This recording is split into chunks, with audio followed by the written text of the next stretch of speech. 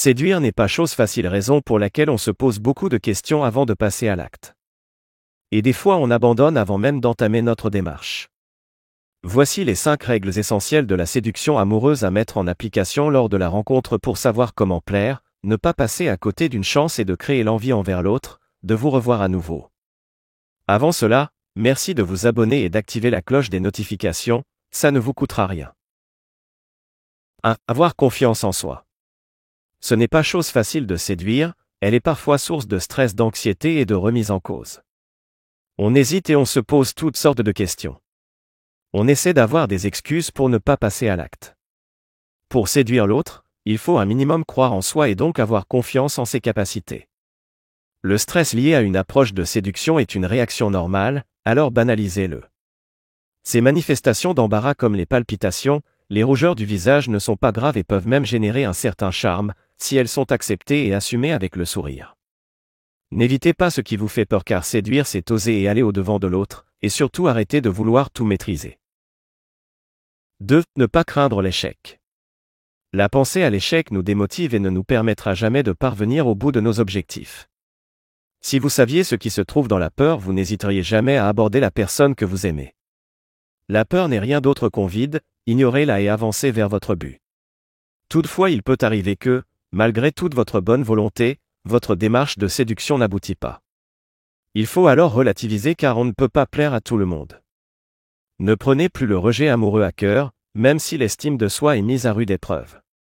Il n'y a pas de raison de se culpabiliser, cette personne n'était pas faite pour vous et c'est tout, cela peut arriver. Continuez à avancer. 3. Le gestuel de la séduction. Ne vous identifiez pas à une personne faible et mal à l'aise. On a souvent le regard fuyant, la voix qui tremble, les mains dans les poches, évitez cela. L'importance de la communication non verbale a un grand rôle dans la séduction. Regardez bien dans les yeux la personne à qui vous voulez plaire et ne vous laissez pas distraire par ce qui se passe autour ou par la sonnerie de votre portable que vous avez oublié d'éteindre, portez-lui toute votre attention. Le pouvoir de la voix est sans conteste un atout lorsqu'elle devient agréable à entendre pour l'autre. Elle berce la conversation et captive l'attention de votre interlocuteur. Parlez de façon posée, ne criez pas, et maintenez un ton linéaire.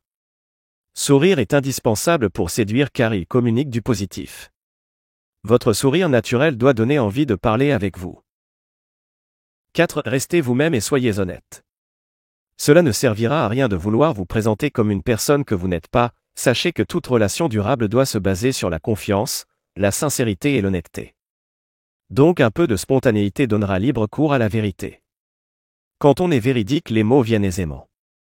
Vous pouvez vous présenter sous votre meilleur jour et utiliser votre mode de séduction pour attirer l'autre, mais il ne faut pas mettre de côté la part du naturel, de la spontanéité et de la simplicité qui vous caractérise. L'autre ne doit pas sentir que vous portez un masque pour lui plaire. 5. S'intéresser à l'autre. Ne soyez pas égocentrique et ne ramenez pas toute la conversation sur vous, sur vos exploits personnels et sur votre vie. Essayez d'écouter l'autre avec attention car elle doit se sentir écoutée et respectée. Le fait de vouloir plaire ne doit pas vous faire perdre la face. Vous devez ici montrer qu'il est important pour vous de faire connaissance, d'échanger avec la personne pour faire naître une éventuelle complicité et créer une affinité. Pour cela, il faut apprendre à cerner la personnalité de l'autre par une écoute active et de savoir ce qui est important pour l'autre, quel est son caractère, son mode de pensée et de fonctionnement dans la vie. Parlez travail, famille, vacances, voyages, loisirs, sorties, ciné sans pour autant monopoliser la parole. Cherchez à relever ce qui peut vous rendre complémentaire. Au moment de la rencontre, il est donc essentiel que vous preniez le temps de vérifier que vous vous retrouvez surtout sur les valeurs qui sont importantes pour vous.